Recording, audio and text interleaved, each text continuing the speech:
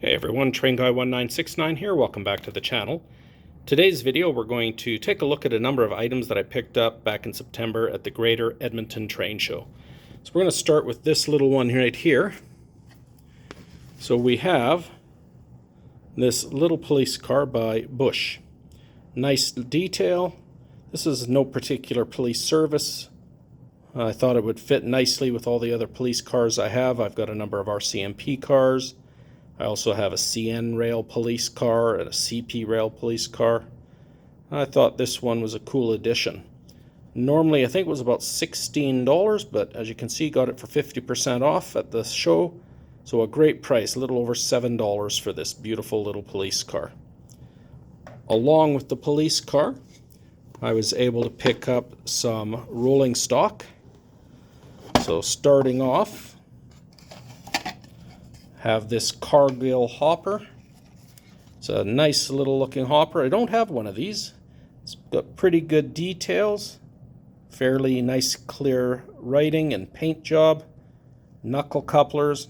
Now it does have plastic wheels. I might change those out for metal, but for about $7 or $8 you can't beat the price.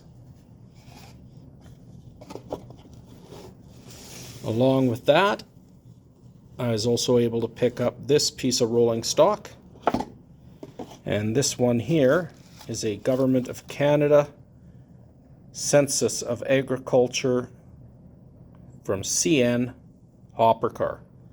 Again, living in Alberta we see lots of hopper cars, so I always like to pick those up and add them to my train. Now along with those, I was able to pick up a couple of kits. And this is an Intermountain Railway kit, and this one is the Alberta Heritage Fund. Again, another grain hopper, cylindrical hopper. You'd have seen these plying the rails a lot in the 80s and 90s into the early 2000s. Don't quite see as many of them anymore.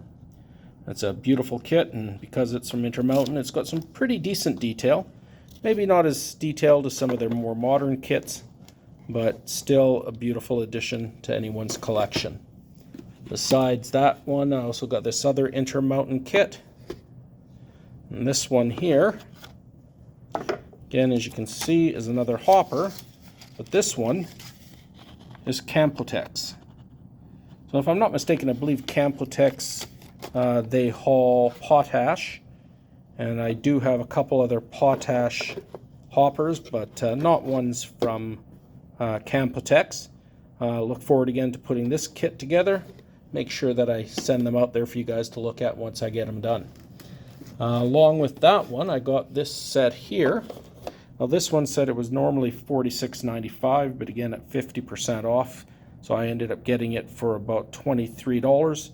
This is a set of 3 limited edition series 40-foot funnel flow tank cars from UTLX. So in this one, you have a black one. Again, fairly straightforward and easy to put together. And along with the black one, because it was a 3-car set, I also have this blue one and this white one. So I'll be certain to put those together in the next couple of months and highlight them in one of my trains. Now, besides these items, I was also able to get a few of these Concours passenger cars for the Canadian.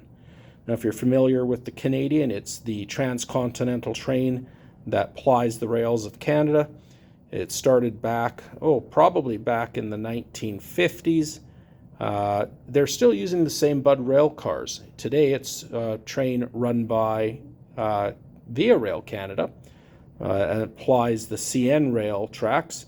Back in the 50s, 60s, and 70s, probably even up into the very early 80s when CP Rail still ran it, they plied the southern route on CP rail tracks.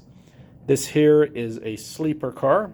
Again, not as detailed as some other companies' products, definitely like Rapido, very, very detailed, and Walters is even fairly detailed. These don't have interiors or anything like that. but they're decent price. This one was only $15. Price you can't beat.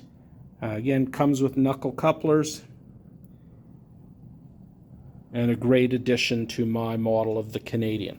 Now, along with this one here, I also was able to grab. Now, this is the second one of these that I have. You'll see this one highlighted on my video of the Canadian, the CP Rail version of it.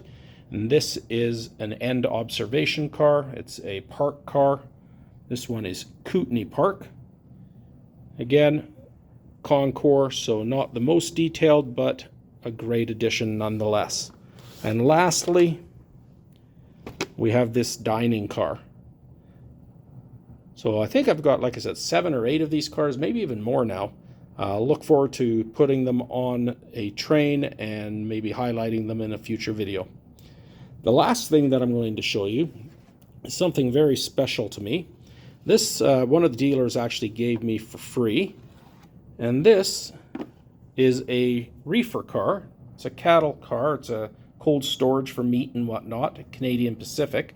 The reason I really like this one is it is almost identical to the one that I had in my very first train set that my parents bought me for Christmas, back when I was about 7 or 8 years of age, maybe even younger than that.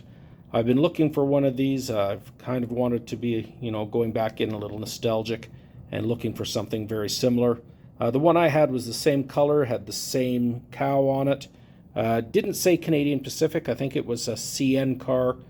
Didn't even say Canadian National on it. It was just the road number and the decal, or the image of the cow. It's missing a wheel, but that's easy to fix. Missing a knuckle coupler, but again, minor fixes. I was just excited to get it and was very happy that the dealer was willing to give it to me for free. I think it was regularly going for about $8. So, number of great things at the Greater Edmonton Train Show.